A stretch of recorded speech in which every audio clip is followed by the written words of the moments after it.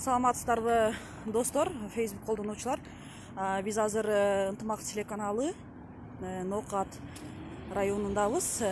Сиздерге ушул акыркы маалыматтар менен бөлүшө кетсек, эч кандай дүрбөлөңгө түшүүнүн кереги жок. Мына көрүп атасыздар, унаа кыймылдары, жарандар мурункудай эле өз дүрбөлөңгө алынбай эле жакшынакай жүрүшөт. Анан бүгүн аныкталган Ноокат районунун жаңы Ноокат айылында 2 жарандан, Зулкуев айыл өкмөтүндө 1 жарандан коронавирус илдети аныкталган.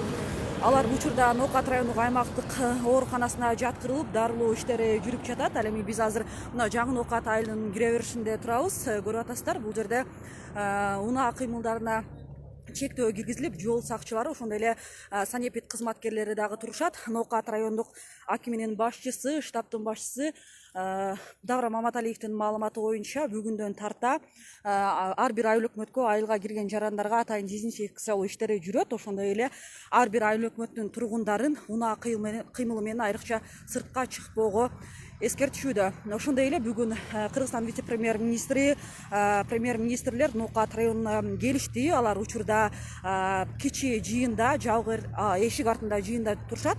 Андан кийин бизге журналисттерге дагы акыркы маалыматтар боюнча бөлүшөт. Андан кийин дагы сиздерге түз эфирде чыгып, кырдаалгандай, кандай иш-аракеттер жүрүп жатат маалымдап турабыз.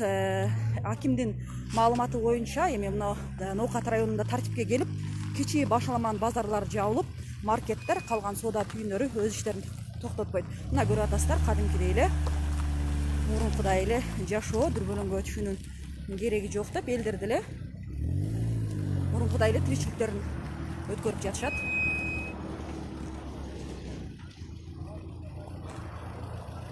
Мына азыр унаа кыймылдарына жол сакчылары эскертүү жүргүзүшүүдө.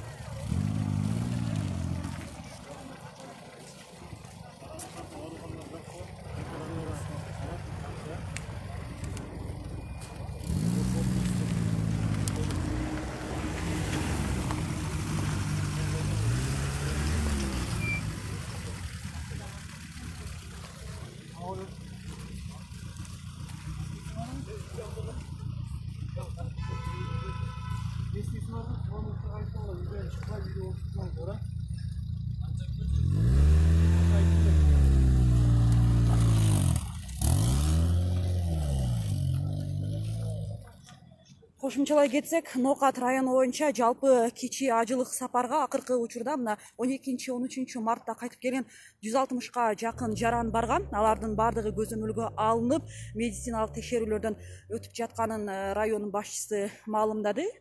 Ошондой эле райондук аймактык ооруканада 700гө жакын койка даярдалып коюлган. Ошондой эле медицина кызматкерлери жетиштүү экендигин, даяр тургандыгын маалымдашты. Андыктан эч кандай дүрбөлөңгө түшүүнүн кажети жок.